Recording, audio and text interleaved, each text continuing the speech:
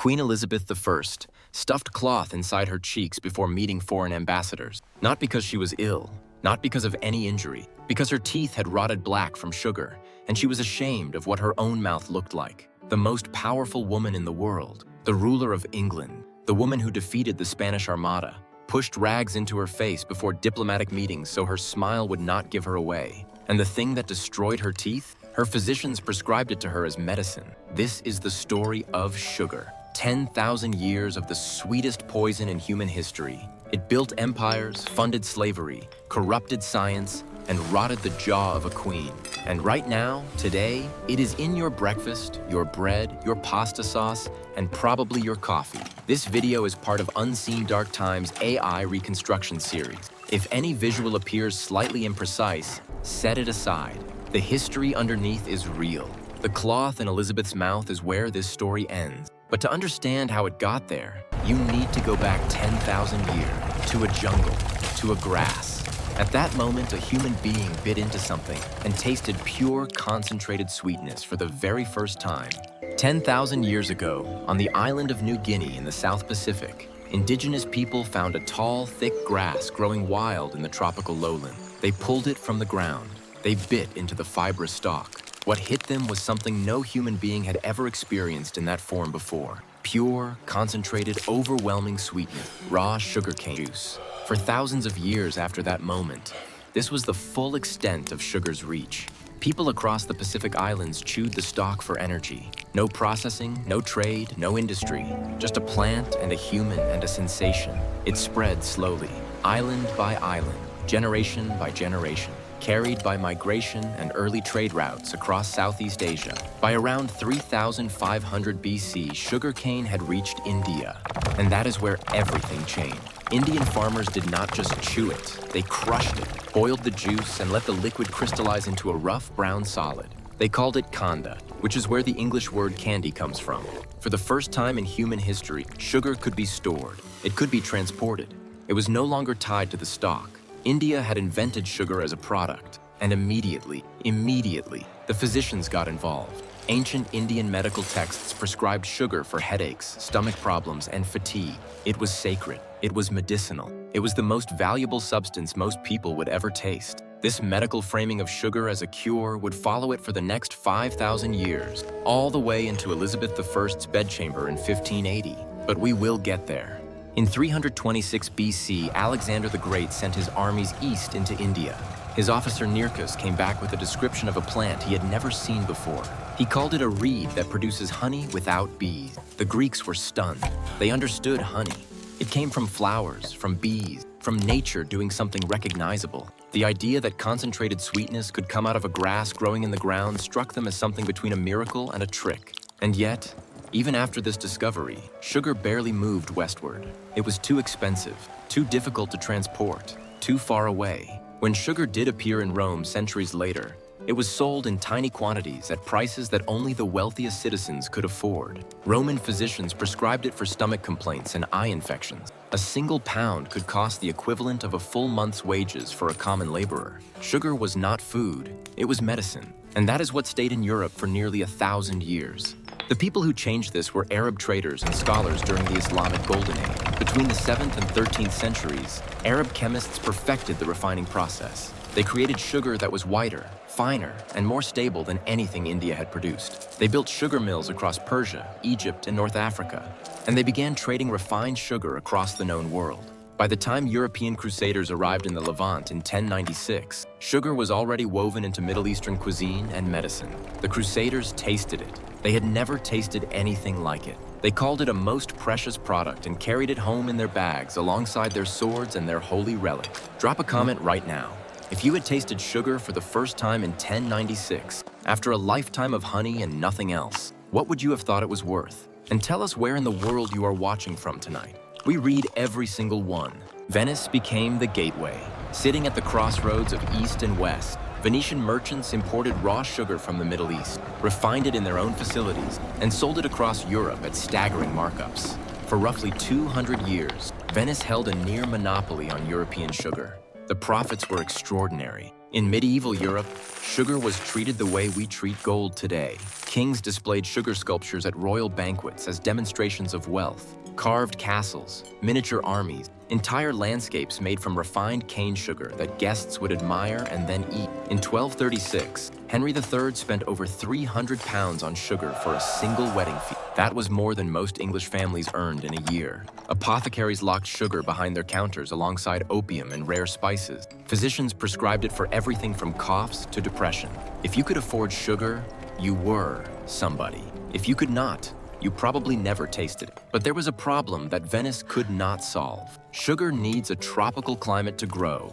You cannot grow it in England. You cannot grow it in France. European demand was rising, but the supply chain ran entirely through Islamic trade routes that were expensive, unreliable, and politically complicated. This is the part that most people skip over, and it is the part that explains everything that happened next. In the 1400s, Portugal began colonizing Atlantic Island, Madeira, the Canary Islands, São Tomé off the west coast of Africa. The climate was right. The soil was right. Portuguese planters set up the first European-controlled sugar plantations. They needed labor. They tried convicts. They tried poor Europeans. That did not work. Sugar cultivation is brutal.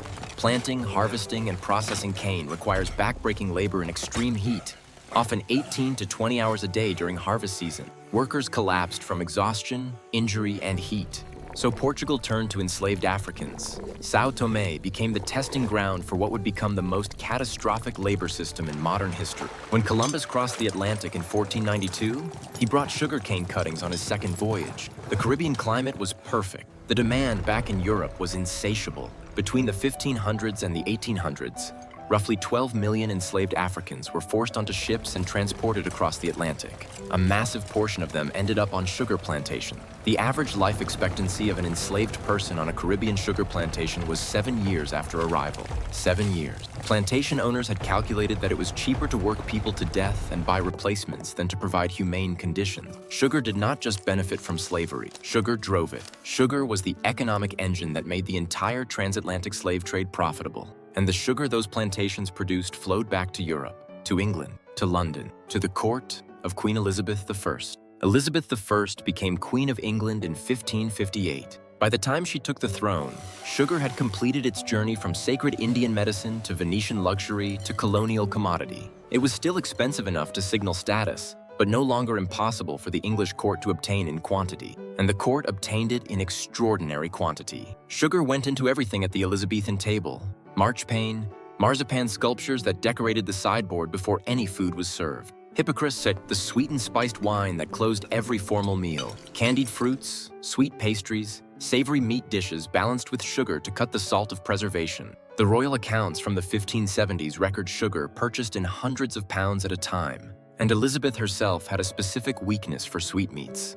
The candied and sugar-preserved fruits served at the end of formal meals. She ate them throughout the day. Contemporary accounts describe it not as an indulgence, but as normal behavior for someone of her status. Here is what nobody around her said plainly. Elizabeth's physicians prescribed sugar regularly. The medical framework of her time classified sugar as a warming, restorative substance appropriate for people of refined constitution. When she had a cough, sugar in warm wine. When her energy flagged, sugar as a restorative. When her digestion troubled her, sugar mixed with other compounds. The poison came with a doctor's recommendation. By the 1580s, Elizabeth's teeth had begun to deteriorate visibly. German traveler Paul Hentzner visited the English court in 1598 and described her carefully in writing. He mentioned her red wig, her pale skin, her elaborate dress, and then he wrote, without apparent hesitation, her teeth are black, a defect the English seem subject to from their too great use of sugar. He said it the way you say something everyone already knows, but here is the part that Hentzner did not mention. By 1590,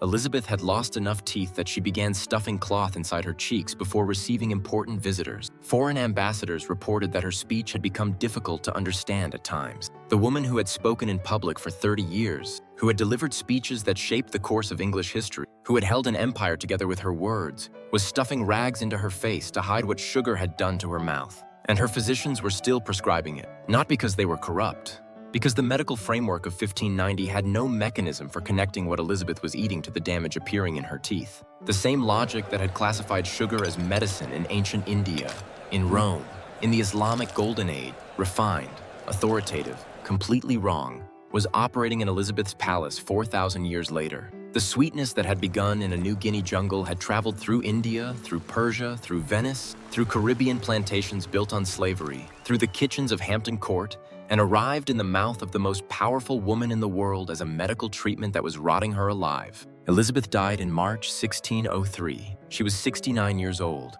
Her physicians, at the end, prescribed sugar and wine to stimulate her failing appetite. She sat in a chair for days before her death and refused to move. The body that had survived smallpox in 1562, that had managed 4 decades of political crisis, that had performed the ritual of power without interruption, finally stopped. And one of its last treatments was the thing that had been quietly destroying it since the 1560s. The cloth she put in her cheeks, the rags pushed into the face of England's greatest queen. That is what sugar's history looks like from the inside. The story did not end in 1603. Sugar production expanded through the 1600s and 1700s as Caribbean plantations multiplied.